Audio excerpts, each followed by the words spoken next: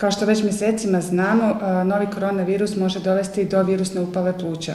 Kako će kliničku formu bolesti izazvati ova infekcija zavisi od više faktora, a to su starost pacijenata, prethodne bolesti, prethodne navike itd.